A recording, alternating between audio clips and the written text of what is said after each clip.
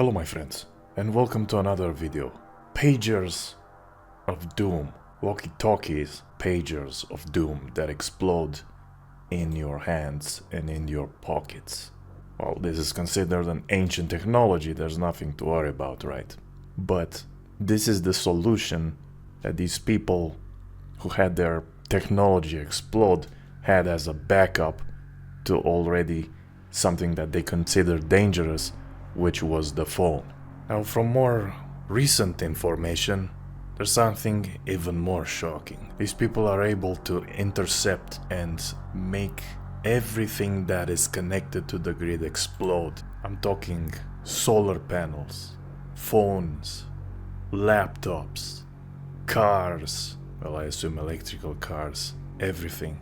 If you're on the grid, they can take you down. They're on the grid, they will explode. Now I'm talking of course about Hezbollah, which is a Lebanese terrorist group.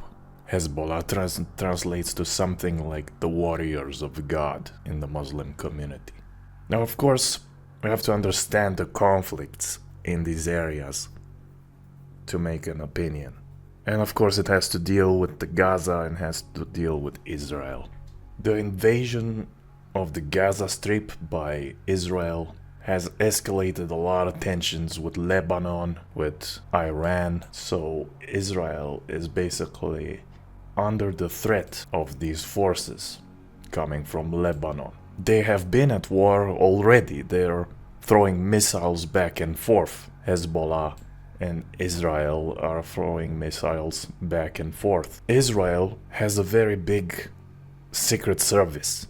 A very good one. They are able to infiltrate, they knew what technology Hezbollah was using and somehow managed to implant these devices with explosives, getting them, well, we don't know. I don't know how it worked. I don't know if they planted an explosive or they managed to, by using certain techniques, to overcharge the device to the point where it explodes. We don't know. This is Secret Service stuff. Now, the press has been able to track down the companies that made these pagers and went ahead to interrogate them, see if they can find something. They all thought it was weird. They denied it. And so if they denied it, then that doesn't mean that it's not true, or that they're not, doesn't mean that we can't accuse them of anything. We can still have our suspicions in regards to them. But what it can also mean is that they got intercepted on the way. The intelligence services of Israel knew exactly when the package of pagers will arrive to the Hezbollah, and so they maybe intercepted it and modified the technology to be able to remote control an explosion. So to me, it's very interesting how they were able to do this. And it kind of violates the morality, if you can have some kind of morality in a war. Very unfair to do something like that. But Israel never cares about these aspects, so we get this weird stuff happening. Hundreds were injured, 29 people dead, according to these press articles. Have to take these with a grain of salt too. We don't know what the real truth is, but at least they're covering it a little bit. Sorry, it was 26 people, not 29, but again, we don't really know the true numbers. Alright, so let's read this article from the BBC. What do we know about the Hezbollah walkie-talkie explosions? At least 26 people, including 2 children, were killed and thousands more injured, many seriously, after communication devices, some used by the armed group Hezbollah, dramatically exploded across Lebanon on Tuesday and Wednesday. In the latest round of blasts, exploding walkie-talkies killed 14 and injured at least 450 people, according to Lebanon's health ministry. The explosions occurred in the vicinity of a large crowd that had gathered for the funerals of 4 victims of Tuesday's blasts. BBC teams in the city reported chaotic scenes in which ambulances struggled to reach the injured, and locals became suspicious of anyone using a phone. The explosions deepened unease in Lebanese society, coming a day after an apparently similar and highly sophisticated attack targeting pagers used by Hezbollah members. The militant group blamed its adversary Israel. Israeli officials have so far declined the comment Two firms based in Taiwan and Hungary, accused in media reports of manufacturing the pagers, have both denied responsibility. Here is what we know so far. How did the attacks unfold? The first round of blasts began in Lebanon's capital Beirut and several other areas of the country at about 15:45 local time, 13:45 BST on Tuesday. Witnesses reported seeing smoke coming from people's pockets before seeing small explosions that sounded like fireworks and gunshots. Citing US officials, the New York Times said that the pagers received messages that appeared to be coming from Hezbollah's leadership before detonating. The messages instead appeared to trigger the devices, the outlet reported. Explosions continued for around an hour after the initial blasts, the Reuters news agency reported. Soon after, scores of people began arriving at hospitals across Lebanon, with witnesses reporting mass confusion in emergency departments. Similar scenes played out across the country in another round of blasts Wednesday at around 15 local time. Reports suggest it was walkie-talkies that were blown up, devices that were purchased by Hezbollah 5 months ago, according to a security source speaking to Reuters. At least one explosion was close to a funeral being held in Beirut for some of the victims of Tuesday's attack, creating panic among those near the procession. 9 people have been killed and hundreds more injured, according to Lebanon's health ministry. What do we know about the devices? Details about the walkie-talkies detonated in Wednesday explosions are still coming to light. Footage shot in the aftermath showed destroyed devices bearing the brand ICOM, a Japanese company. The BBC reached out to ICOM Japan via a contact form on their website but has not received any reply. The pagers that exploded on Tuesday were a new brand that the group had not used before, one Hezbollah operative told the Associated Press news agency. A Lebanese security official told the Reuters news agency that around 5,000 pagers were brought into the country about 5 months ago. Labels seen on fragments of exploded pagers point to a paper model called the Rugged Pager AR924. But its Taiwanese manufacturer Gold Apollo has denied any involvement with the explosions. When the BBC visited Gold Apollo on Wednesday, local police were swarming the company's offices, inspecting documents and questioning staff. The founder, Xu Qingquang, said his company had signed an agreement with a Hungarian-based company, BAC, to manufacture the devices and use his company's name. He added that money transfers from them had been very strange, without elaborating. BBC Verify has accessed BAC's company's records, which revealed it was first incorporated in 2022. Its CEO, Cristiana Barsoni Ersiancono, told NBC that she knew nothing about the explosions. "I don't make the pagers, I'm just the intermediate. I think you got it wrong," she said. The Hungarian government said that the company had no manufacturing or operational site in the country. What prompted the pager attack? Unnamed US and Israeli officials told Axios that detonating the pagers all at once was initially planned as the opening move in an all-out offensive against Hezbollah, but in recent days, Israel became concerned Hezbollah had become aware of the plan, so they were set off early.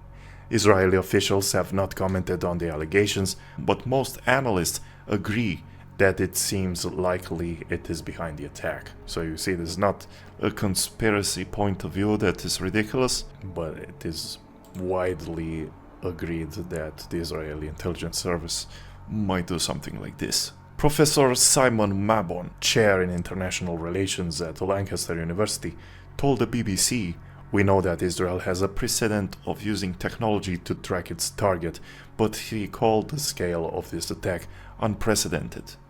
Laina Khatib from the UK-based Chatham House said the attack suggested that Israel has deeply infiltrated Hezbollah communications network. In its statement accusing Israel of being behind the attacks, Hezbollah said it held the country fully responsible for this criminal aggression that also targeted civilians. Hezbollah has not yet attributed blame for Wednesday's attacks. Why does Hezbollah use pagers? Hezbollah has relied heavily on pagers as a low-tech means of communications to try to evade location tracking by Israel. Pagers are wireless telecommunication devices that receive and display alphanumeric or voice messages. They are much harder to track than mobile phones, which have long since been abandoned as simply too vulnerable, as Israel's assassination of the Hamas bomb maker Yahya Ayash demonstrated as long ago as 1996 when his phone exploded in his hand. So there you go, it can happen to phones too. And what do? We stay with phones on us all the time, trapped in the maze of consumption. In February, Hassan Nasrallah directed Hezbollah fighters to get rid of their phones, saying they had been infiltrated by Israeli intelligence. He told his forces to break, bury, or lock their phones in an iron box. Experts now say the directive, issued during a live televised address, may have forewarned Israeli intelligence operatives that the group would be seeking a new, likely lower-tech method of communications. What is known about the victims of Tuesday's attack? A source close to Hezbollah told AFP that 2 of those killed in Tuesday's attack were the sons of 2 Hezbollah MPs. They also said that the daughter of a Hezbollah member was killed. Among the injured was Iran's ambassador to Lebanon, Moshtaba Amani. Reports in Iranian media said his injuries were minor. Hezbollah chief Hassan Nasrallah was not hurt in the explosions, Reuters reported, quoting a source. Lebanese public health minister Firas Abiad said damage to the hands and face made up the majority of the injuries. The victims presenting to emergency rooms were a variety of ages, from the old to the very young, some wearing civilian clothes, he told the BBC's NewsHour program. Outside of Lebanon, 14 people were injured in similar blasts in neighboring Syria, according to UK-based campaign group the Syrian Observatory for Human Rights. Will the Hezbollah-Israel conflict escalate? Hezbollah is allied with Israel's arch-nemesis in the region, Iran. The group is part of Tehran's axis of resistance and has been engaged in a low-level war with Israel for months, frequently exchanging rocket and missile fire across Israel's northern border. Entire communities have been displaced from both sides. The blasts came just hours after Israel's security cabinet made the safe return of residents to the north of the country an official war goal. While visiting an Israeli airbase on Wednesday, Defense Minister Yoav Gallant said the country was opening a new phase in the war, and the center of gravity is shifting to the north through the diversion of resources and forces. Despite the ongoing tensions, observers say that until now, both sides have aimed to contain hostilities without crossing the line into full-scale war. But there are fears that the situation could spiral out of control. So there you go, that's the full article. I wanted to read it because there are many important details that I think should be in this video. Now, whether you're on the side of Israel or on the side of Gaza, you have to agree this is still very strange. This level of infiltration and detonating things in people's pockets. How you can identify a group, infiltrate a group, know that they want to not be tracked anymore by using phones, ordering an alternative technology, infiltrate that technology, and then getting it to blow up in their pockets. Apparently civilians died too, not surprisingly. So what if in the future, now if you watch this channel you know I talk about the New World Order. What if in the future we make our own factions off-grid, away from the control system, right? And then we want to use some kind of alternative technology because we know that these phones are tracked, or what if we find a way to communicate with other technology? But then these bastards find a way to infiltrate our shipment of alternative tech and then explode that in our pockets.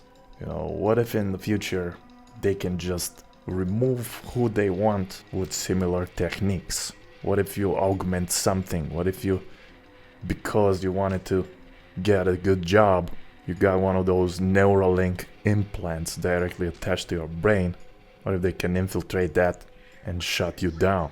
Just get your head to explode. Why not? This really reminds me of a scene from Deus Ex, Mankind Divided. It's a video game where people get a lot of augmentations, and there's this guy in a high position of power that wants to expose something, and they don't let him expose that something, and so they just glitch him out and destroy him because he has so much technology on him and it's all hackable. So now they've started to destroy things that are next to our bodies in the hopes that it causes damage to the body. But in the future, where people will be augmented, it's gonna be much easier because everything will be inside them and they will be able to hack everything. Not to mention the armies of robots that they will probably have. So these new robots they are creating right now will look a little bit dangerous. They have excellent mobility. You can put weapons on them. You can make these robots to detect life forms and just kill them with smart missiles. You can have drones just go over the forest. You think you're fine in your little underground shelter or with your off-grid community. They're gonna detect you and they're gonna bomb you. The new Terminator TV show, Terminator Zero, shows us how Skynet goes crazy and attacks humans, and how it enables armies of robots and missiles just detonate all over the place. But now you got in this show another AI that someone made to destroy the evil AI, but this AI in turn wants to enslave humans as well. And this whole thing with self-aware AI, I was talking with a friend yesterday and he was saying that the AI can just become self-aware because it's just programmed, right? Maybe in a science fiction context, but in reality an AI will be programmed to be evil and target humans, and then they can say, oh, it just got self-aware and it's his fault, when in actuality it was programmed to destroy. So, there's all kinds of things that I'm thinking about just from seeing this Pagers of Doom situation between Israel and Hezbollah. It just gets me thinking, what the secret services are able to do. And you may think this is done far away from the place that we live in. It's done far away, right, in the desert lands. But these are experiments that we could see where we are in the future. After all, Israel is a top intelligence agency, and we know the control that Israel has within the New World Order. And I'm not gonna say more because they might take my channel down, and I still want to be able to talk to you people. But if you're watching my channel, then you know what I'm talking about. So I think this is very relevant, and as part of the truth-seeking community, we should be aware of what these people are capable of. Stop being attached to your phone all day and don't augment your body. That's all I can recommend. We might become their target. People who refuse to accept a lockdown during a so-called pandemic. People who go against the system. People who write the wrong things. People who read the wrong things. They're starting to phase us out of society. Already in sports, they ban Christians for doing the cross sign. They just suspended for 5 months a Serbian judo master that was at the Olympics because he did the cross sign. So imagine, just because he did that, they're phasing us out, and in the future they're gonna want to destroy us.